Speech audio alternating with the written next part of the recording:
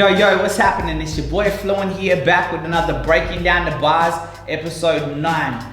And the guest I have here today is none other than Habitzz. And to me personally, I believe that Habitzz represents the new era of hip hop here in WA. He shows a different sort of style than what we're also used to. And I'm really excited to be able to talk about that with him and to be able to explore these sort of things that make his creativity what it is today. How you doing, my brother? Pretty good, my brother. Awesome, deadly. So, my brother, who is Habitzz? What's your background? And also give us a little bit of understanding of how long you've been doing music for us. Okay, so I've been doing music for like roughly maybe 6 years. I started studying at a small like music college at Abmusic, just down there in Canning I know Abmusic. Yeah. That's it, yeah. And well, my mob, so from my dad's side, I'm a nan-up, and my mum's side of the family, we're Pierce mob, hills and stuff like that, you know. Oh, wicked. Yeah, pretty big mob to be honest, but yeah. No, I mean I grew up with mob from both them sides. Like, yeah, definitely, yeah. But then you know, my mum. Yeah, I know. Big family, you know, a lot of mob. Yeah. But yeah, so roughly 6 years I've been doing music, and I guess like I only started taking it serious after I left high school. So after I left high school, I was I guess guided towards that way to be able to follow music, because the people around me clearly saw that I was passionate about music, you know. So. Yeah. Once I found where I was studying, I guess that's where I flourished. So for about 4 years through the studies, I had, you know, mastered how to record a song, how to structure a beat, you know what I mean, to be able to figure out where you want your song to be placed, you know, from chorus to verse. So yeah, gotta shout out to Abmusic for that, yeah. I'll be honest with you, brother, like I've had a bit to do with that music back in the days, and I remember going there and going to rehearsal rooms and stuff like that. Your name would always sort of get floated around like amongst the community, amongst the mob that were making music at the time, and they'd be like, yeah, there's this young dude, Habitzz, man. He's doing something different. He's on a different sort of tip, man. And I was very excited when I first heard your music. It was something that really kind of sparked a big interest in me, because I feel like you were doing something a bit different to a lot of the black fella artists that were doing stuff. And I guess that kind of leads into my next question. What's inspired you to sort of do that sort of music? Why have you sort of come and bring something to the game, I feel, that's a lot different to a lot of other mobs? What sort of bring that, or invoke that in you? I guess, I wouldn't want to put it in a nutshell for you, but I come across like sort of like D&M, deep and meaningful sort of music. I don't want to be derived strictly to rap or R&B or production.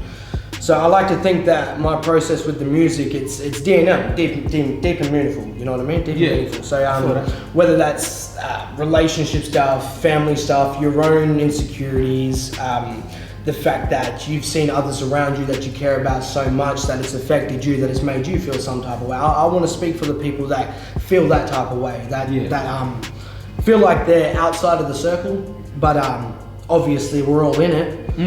And I guess just how we project it is important, and I feel like my music and how I project my music and what I say is important to those people who listen. Yeah, I think that's a very important thing and a very respectable thing, to be able to at least bring an element of importance or emotion or truthfulness to your music, you know what I mean, without feeling so shallow. That's obviously, myself as an artist, I've always sort of tried to attribute those things to my music. So I respect that a lot, to hear that coming from somebody who's I feel does maybe a sort of different generation of music to me. For sure, man. But still incorporates those core elements and those core sort of values in his music. That's a beautiful thing. Has there ever been things in your life, just sort of growing up, or how you've observed the world, or how you've seen things that have sort of shaped your music? Not so much so just musical influences, but just sort of things you've sort of been through, or your journey in life? Well, I guess just with like the rapping and stuff, like I was at a young age, I always knew I could sing, right?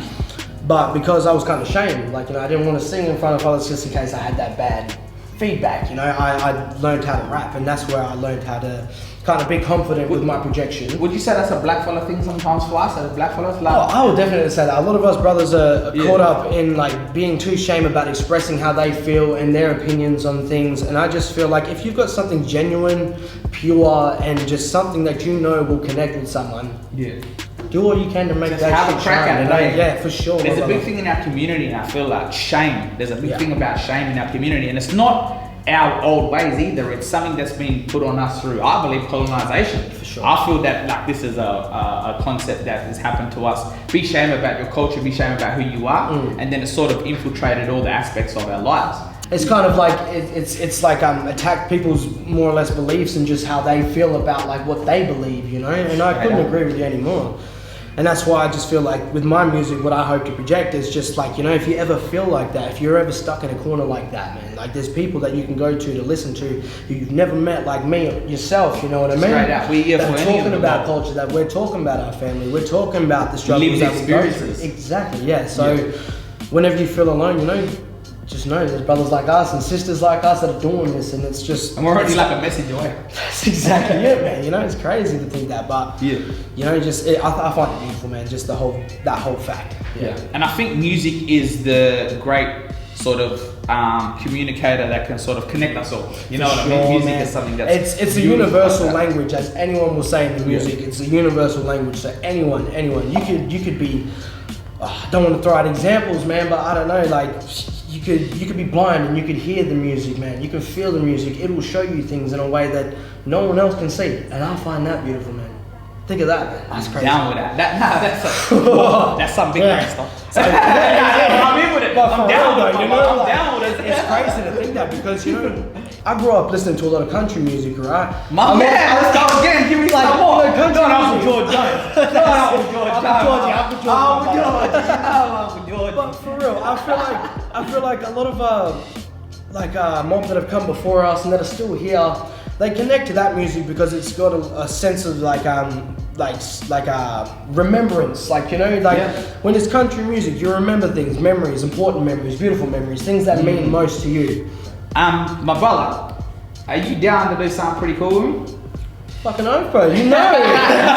Cuz, do you reckon that you could spit a couple bars for us? A verse for maybe a track or something like that? I'd love for you to spit something, give the audience something to hear, and maybe you and I can have yarn about it. I think I can do that, My brother, deadly.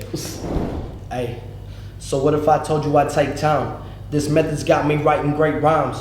All these melodies create some great vibes. Go to your friends, send that shit through the grapevine.